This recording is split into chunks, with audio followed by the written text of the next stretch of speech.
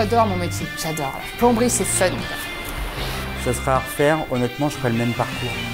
Sans hésiter, je referais le même parcours. Le conseil que je donnerais à un jeune qui a envie de partir dans le bâtiment, c'est de foncer. C'est un métier très complet. Après, je vais pas dire que c'est le meilleur du monde, mais pas loin.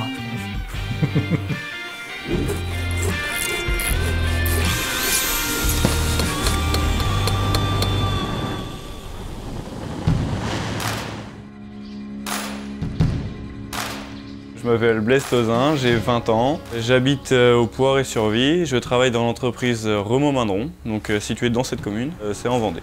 Là, c'est la 5e année que je travaille dans cette entreprise. J'ai commencé donc en électricité, j'ai commencé par un CAP électricité, donc en 2 ans. Ensuite, la plomberie m'a tiré, vu que ma boîte faisait les deux. Donc j'ai commencé par le CAP sanitaire, donc j'ai pu le faire en 1 an vu que j'avais déjà un CAP. Ça m'a bien plu, donc j'ai continué sur le chauffage, donc encore 1 année. Et ensuite, là cette année, je suis en dépannage.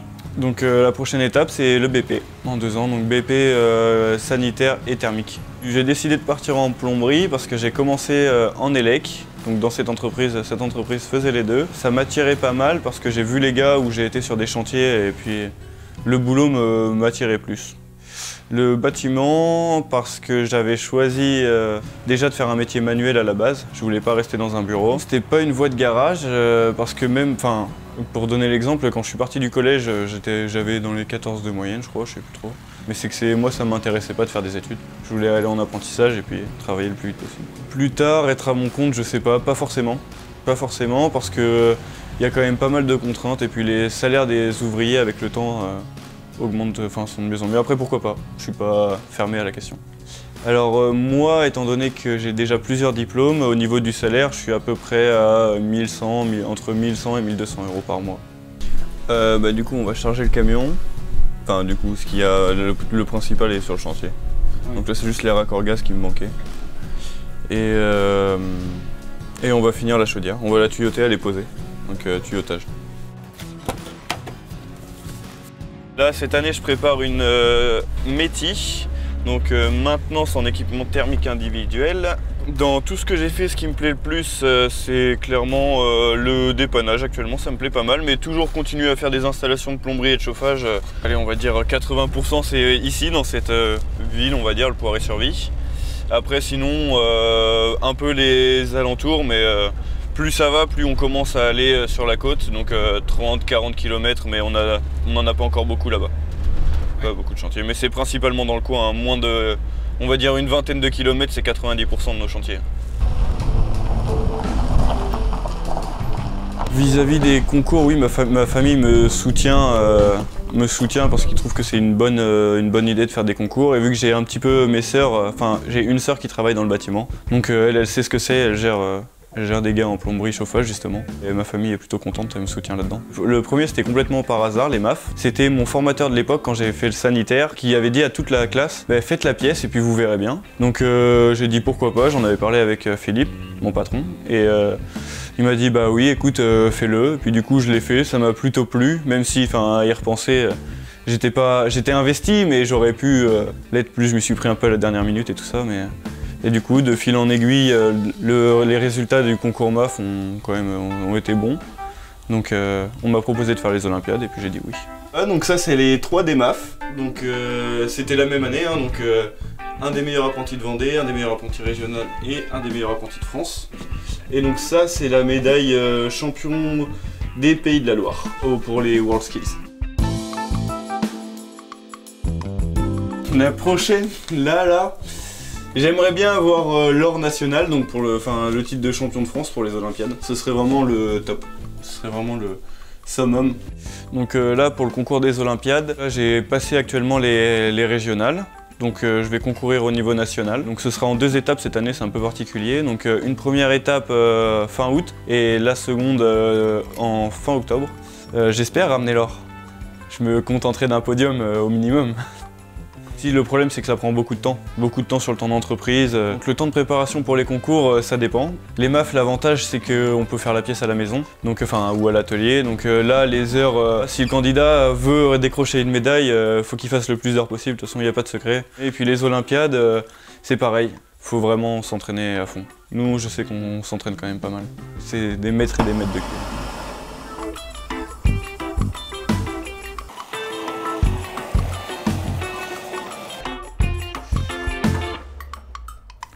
Donc mon CFA, c'est le BTP CFA de La Roche-sur-Yon. Je trouve que l'enseignement là-bas est top. La preuve, mon coach qui m'a recruté là-bas est super cool, honnêtement. Je sais que sans lui, sans mes deux coachs, parce que du coup il y a l'expert métier, vu que j'ai passé les régionales. Ma matière préférée, c'est l'atelier, du coup, avec la techno et l'anglais, c'est ce que je préfère faire.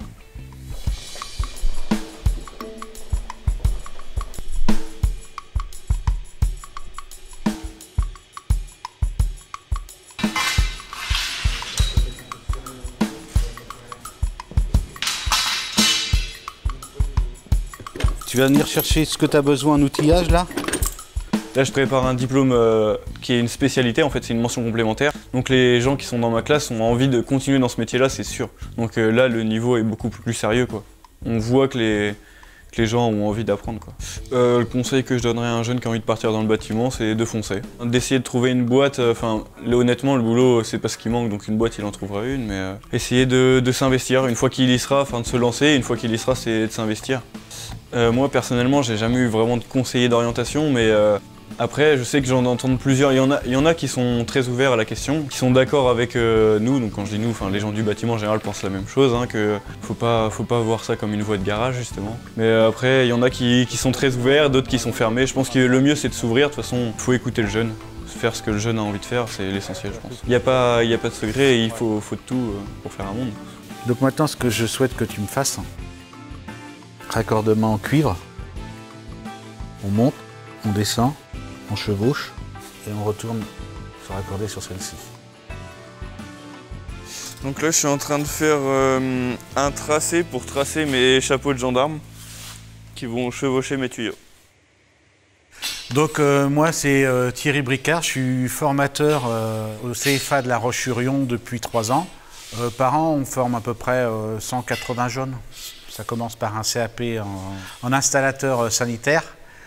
On fait aussi le CAP installateur thermique. Après, on fait le brevet professionnel génie climatique, le bac pro TISEC et on fait une mention complémentaire entretien chaudière et une mention complémentaire TER, énergie renouvelable. Dans la vie de tous les jours, Blaise, c'est quelqu'un d'assez simple à entraîner parce qu'il est toujours de bonne humeur. Ça, c'est important. Il est toujours motivé. Donc, c'est quelqu'un d'assez facile finalement, même s'il a un petit côté taquin de temps en temps.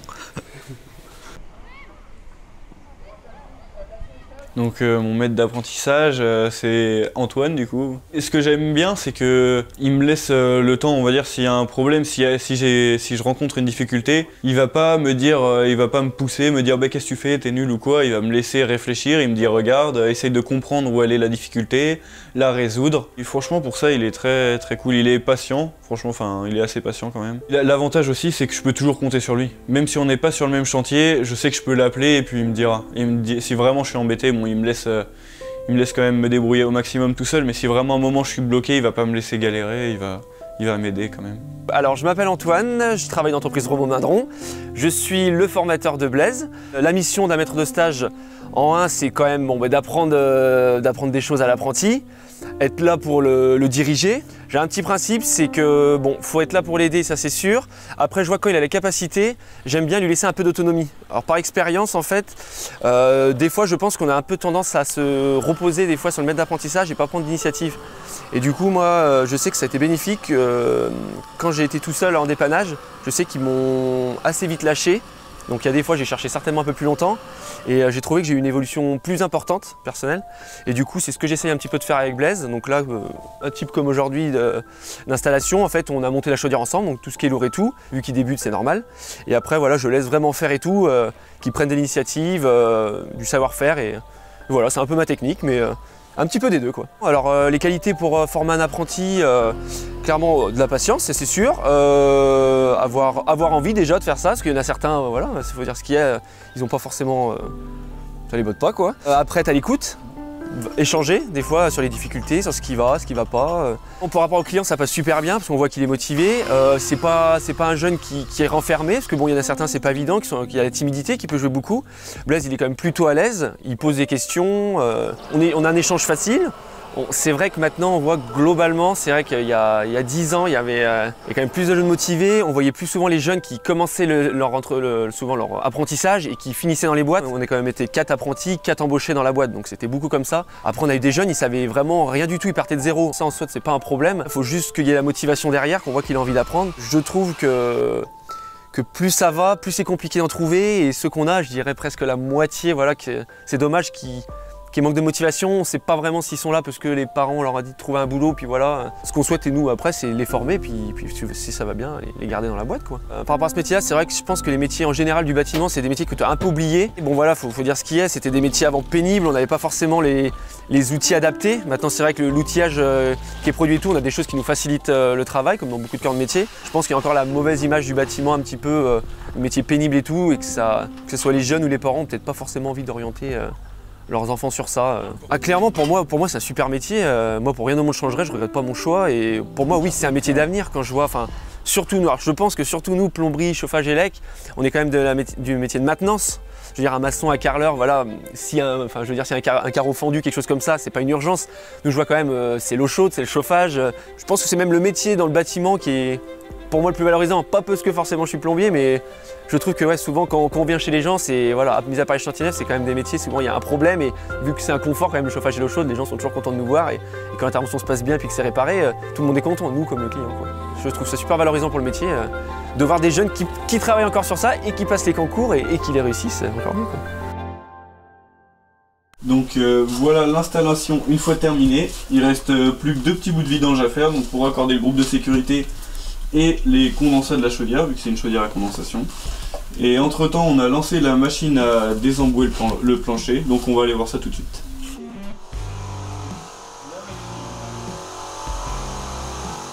Donc tout simplement c'est un compresseur qui envoie de l'air, donc elle est raccordée donc, à un tuyau d'alimentation d'eau et un tuyau de sortie. Donc en gros on injecte de l'eau et puis on refoule les eaux dehors du coup. Donc en fait c'est un compresseur qui charge de l'air et qui envoie des impulsions d'air en plus de l'eau.